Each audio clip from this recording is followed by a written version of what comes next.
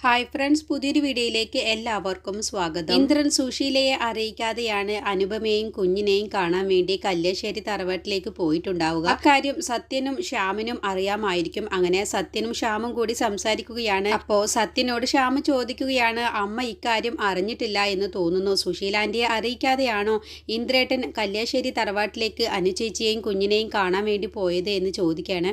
അപ്പോൾ സത്യം പറയുന്നുണ്ട്, അതെ, അമ്മയെ അറിയിച്ചിട്ടില്ല, അതുകൊണ്ട് ഇക്കാര്യം നമുക്ക് ഇവിടെ നിന്ന് സംസാരിക്കേണ്ട.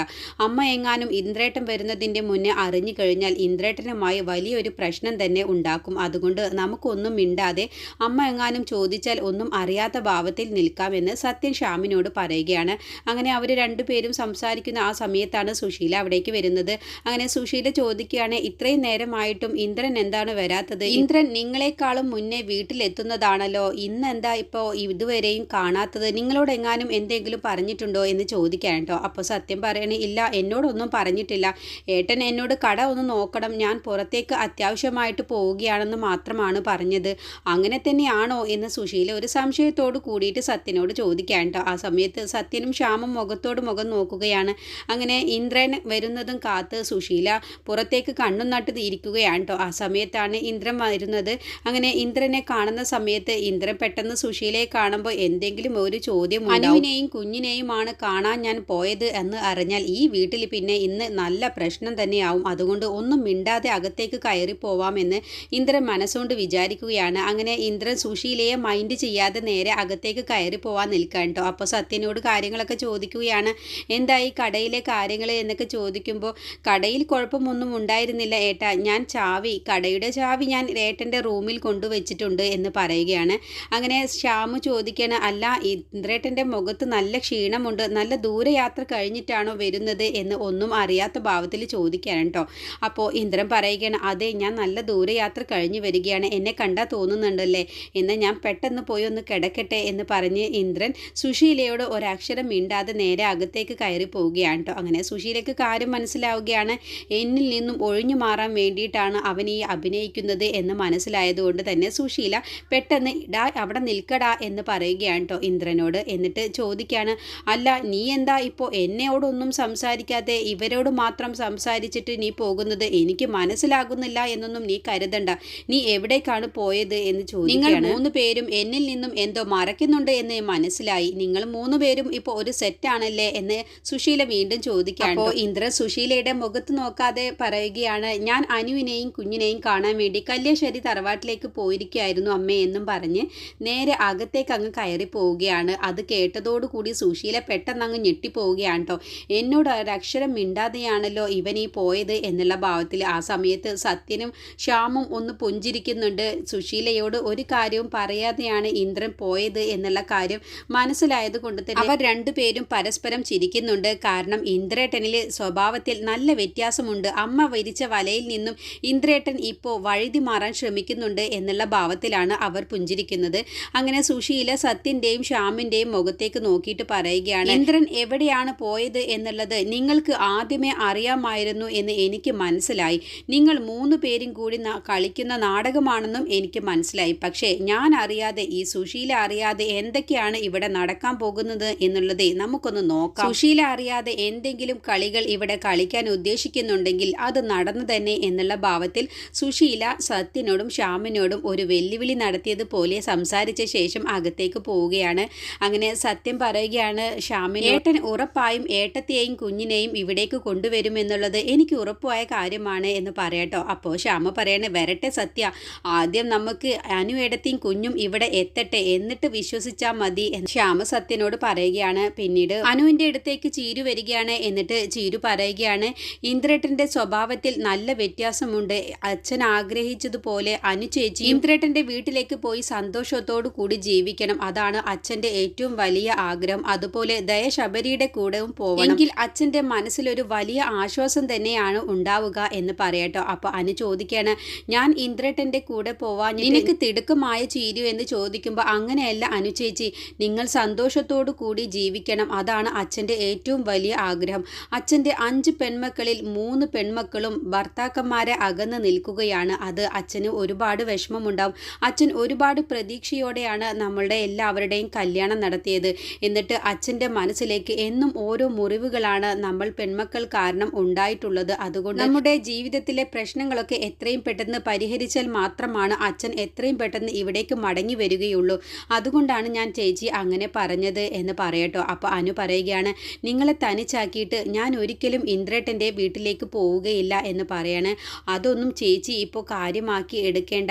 ദയ കൂടി ഇനി ശബരിയുടെ കൂടെ പോയി കഴിഞ്ഞാൽ പിന്നെ അമ്പിളി ചേച്ചിയേട്ടനും ഇവിടേക്ക് തന്നെ വരും. ഇവിടെ ഉണ്ടായ കാര്യങ്ങളൊന്നും അവർ മനസ്സിൽ അങ്ങനെ സൂക്ഷിച്ചു വെക്കുകയൊന്നുമില്ല. അച്ഛൻ വരുന്നത് വരെ അവർ ഇവിടെ ഞങ്ങൾക്ക് വേണ്ടിയിട്ടുണ്ടാവും എന്ന് പറയുകയാണ്. അപ്പോൾ നിന്റെ കാര്യം എന്താ ചീരു, നീ ഒന്നും പറയാത്തത്? നീ അപ്പോൾ തനിച്ചാവില്ലേ എന്ന് പറയുമ്പോൾ, എൻ്റെ അച്ഛൻ ഉള്ളിടത്തോളം കാലം ഞാനും എൻ്റെ കുഞ്ഞുങ്ങളും തനിച്ചാവില്ല, ഞങ്ങൾ അനാഥയാവില്ല, എൻ്റെ അച്ഛൻ്റെ കൂടെ ഞങ്ങൾ ജീവിക്കും എന്ന് പറയാം കേട്ടോ.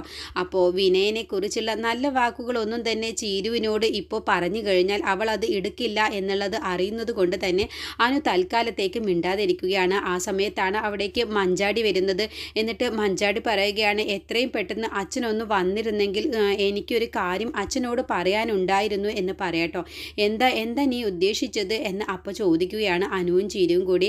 അങ്ങനെ മഞ്ചാടി കാര്യം പറയുകയാണ്, ജീവൻ രാജിന് കോളേജിൽ റാങ്ക് കിട്ടിയിട്ടുണ്ട്, അവനാണ് 1ാം സ്ഥാനത്ത് എന്നുള്ള കാര്യം പറയുകയാണ്. അപ്പോൾ എന്നെ പ്രിൻസിപ്പാൾ വിളിച്ചിരുന്നു.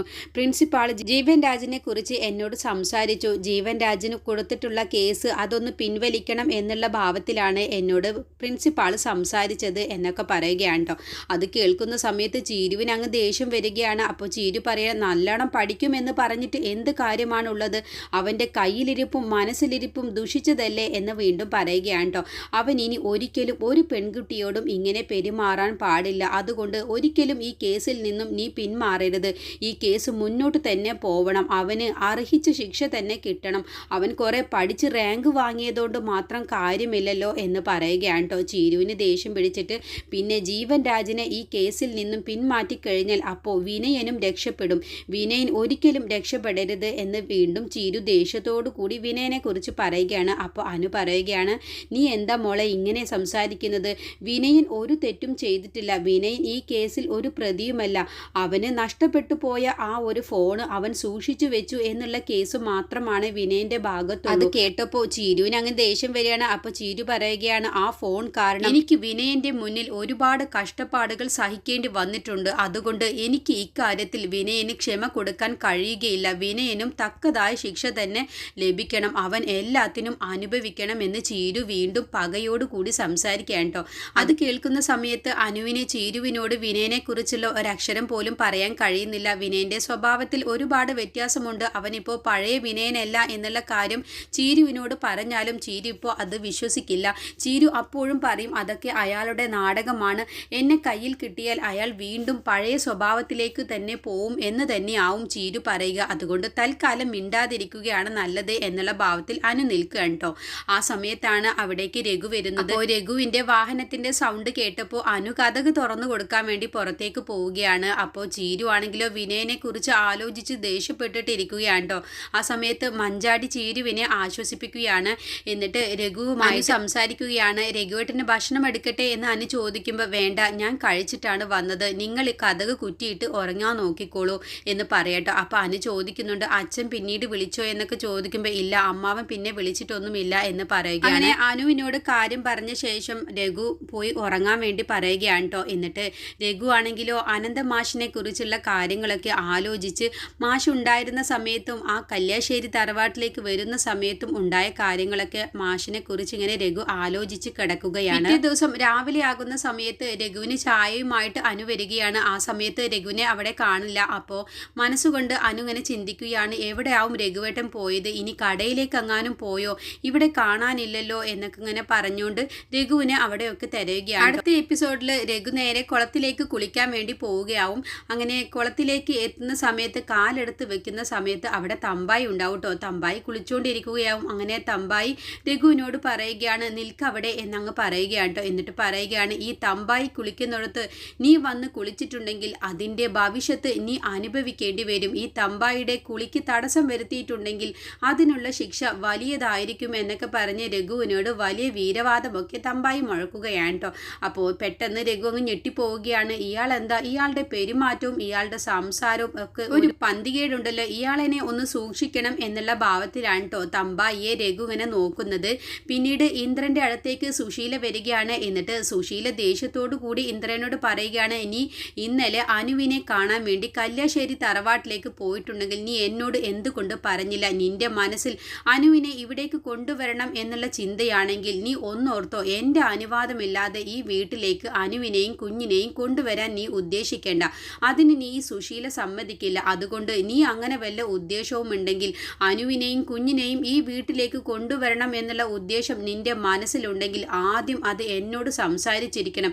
എന്നതിൻ്റെ ശേഷം മാത്രമാണ് ഇവിടേക്ക് അവരെ കൂട്ടി വരാൻ പാടുകയുള്ളൂ എന്നൊക്കെ പറഞ്ഞ് ഒരു ഭീഷണി സ്വരത്തിൽ തന്നെ സുശീല ഇന്ദ്രനോട് സംസാരിക്കുകയാണ് കേട്ടോ. ആ സമയത്ത് സുശീല കല്ലി തുള്ളിയിട്ട് പിന്നീട് അകത്തേക്ക് പോവുകയാണ്. അപ്പോൾ ഇന്ദ്രൻ മനസ്സുകൊണ്ട് ഇങ്ങനെ ചിന്തിക്കുന്നുണ്ട്, ഈ അമ്മ എനിക്ക് ഒരു സ്വസ്ഥതയും സമാധാനവും സൗര്യവും തരില്ലല്ലോ.